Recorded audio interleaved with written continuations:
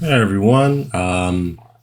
This is my second time recording this because I made a video of the current issues and even past issues that I feel like are very important to understand that is going on in the world and to all praise and ask a question for you all. But I felt like that video was too long, and I believe there is a much more simpler way to put everything. I'm not saying that it's not important to have the details, but I just want to have my message more clear cut for you all. And so it's just to kind of get right into it. Obviously, we see there has been bombing in Lebanon by Israel and Hezbollah, the deaths of all these innocent people. Obviously, we still see all the things that are going on in Gaza. Nothing has changed. We still send aid. Yet, in our own country, we are less focused on what is going on right now. We are less focused on the true issues right now. The strike of the longshoremen that will commence very, very soon, if not already. Where all these workers who work in the ports are completely going on strike until the companies decide to give them a raise. If our own country, if our own people, if these multi-million to billion-dollar companies decide to give these men a raise, because we need to understand things are getting expensive. The cost of living is expensive. The cost of life in general is expensive. And our country will begin to lose upwards of $5 billion daily because of this strike. And people will lose jobs. Companies will go out of business. And it's just a massive chain reaction. All because they do not want to give them from $3 to $5, $6, $7 raise for the things that they do for this country. And where has the aid? Where is the financial aid for the hurricane that has just hit Florida and has decimated the South? Decimated it. We have sent more aid to Israel and Ukraine and Taiwan and all these other countries. But what about our own people? What about the people that are suffering on your home grounds, America? What about us? Do you just not care about us? Do you want us to be forgotten? Just like how, as of late, in the past month or two, you are trying to make us forget about Justin Robinson, a young black man who was killed in his car, sleeping, he was sleeping, awakened to multiple police officers surrounding his car, guns drawn at him.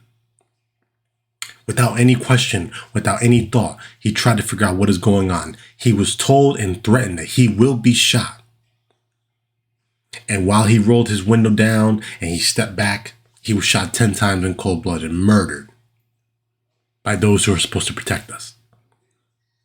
Javion McGee, a 21-year-old CDL driver who went into the state of Henderson, North Carolina, was doing a job, had his CDL, had a bright future ahead of him,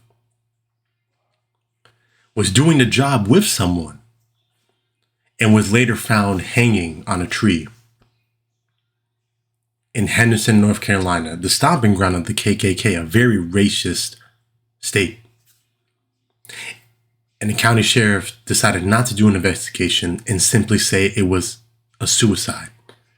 Yet, Javion had none of his personal belongings on him. Nothing was found on him. His hands was tied behind his back. He was lynched. He was murdered. And they won't even let the family see the body. Could you imagine that? As a mother and father, not being able to see the body of your deceased son? Or rather, child? How does that feel? How does that truly look in your eyes? What does that tell you? Amber Nicole Thurman, a mother of a 6-year-old who was getting medical treatment for a miscarriage she had for years back in the state of Boston. She was getting DNC, even before abortion laws were put into place from Trump and etc. She was then denied medical care for something that had nothing to do with abortion. She stayed in the waiting room in pain. Slowly but surely, she was dying because of the pain that she was experiencing in her in her abdomen. And when the doctors finally decided to help her, she died in the operating room because it was too late. Imagine you decided to go in the field of medical work, albeit because you truly want to save lives, or for some, you just want the money, you want the security, you want the protection of a safer path, because you know that you will obtain a good financial load because of this job, albeit you want to do it or not. You still chose this job. You still chose this path. And yet you decide that you want to decline a young mother, a black mother of a 6-year-old child, medical care for something that had nothing to do with any law. Now I ask you, go tell that child that you were the reason why her mother died. Tell that child that his mother will no longer be able to tell him, "Good morning, my son. I love you so much. Happy birthday. How was school? How was training? How was practice? How was your friend's house? Did you have fun? I love you. Good night. Come give me a hug. Give mama a kiss." Go tell that child that. You could tell a mother no. You can't tell the child the truth. Marcellus Williams, an African-American man who was killed, executed. But for me, he was murdered by Mike Parsons, the governor of Missouri, for a crime he did not commit, with DNA evidence stating and showing that he did not hold the murder weapon at the time of the murder in 1998, the time of his trial. And speaking of the time of his trial, the judge had one of the jurors removed from the group. Who that might be? It was a young black man with glasses, removed from the group. And I believe it created an all-white jury who was extremely biased, with DNA evidence proving he did not have the murder weapon on his hands, with prosecutors asking for the execution to be stopped, with the victim's family asking for Marcellus Williams to not be executed. It didn't matter.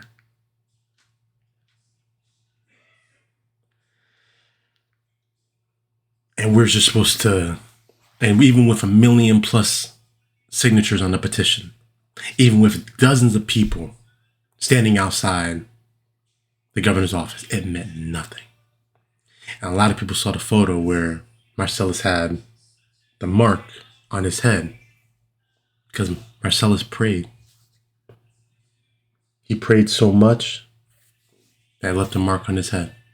And his final words were, "All praise be to Allah in every situation." That was his last word. Knowing that death was upon him, he still was with God. He was with Allah. And he gave all the praise and love to him in his final moments.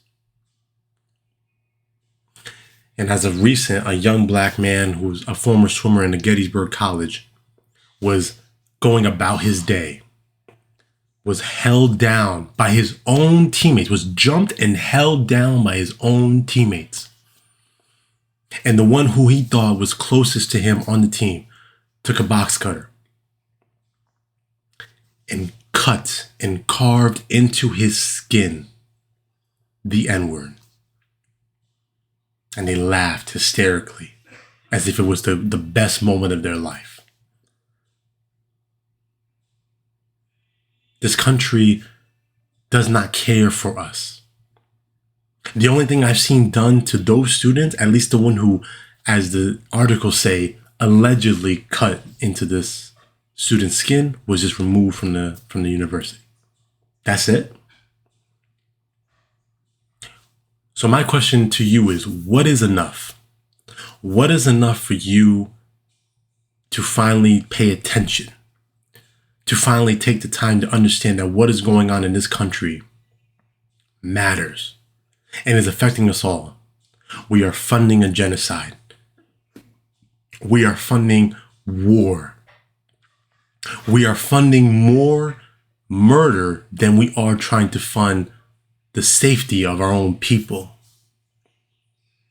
We still, to this day, and has become increasingly worse and worse and worse as time progresses, continue to dehumanize and discriminate against African Americans, against Black men, Black women who are innocent, who have done nothing wrong but are just trying to have a normal life. And yet they cannot even step outside. They cannot even go to a hospital without maybe the threat of being denied medical care, without sleeping in their car, without the feeling that maybe they might be killed by a police officer or officers, or may be executed for something that they did not commit, for a crime they did not commit, and spend 20 plus years in prison for a crime they did not commit.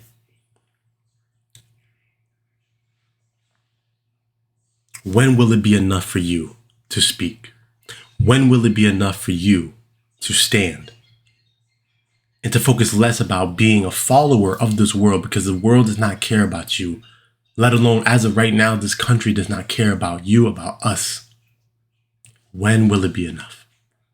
What is enough for you? That is my question that I leave for you. Thank you and have a good day, and God bless you.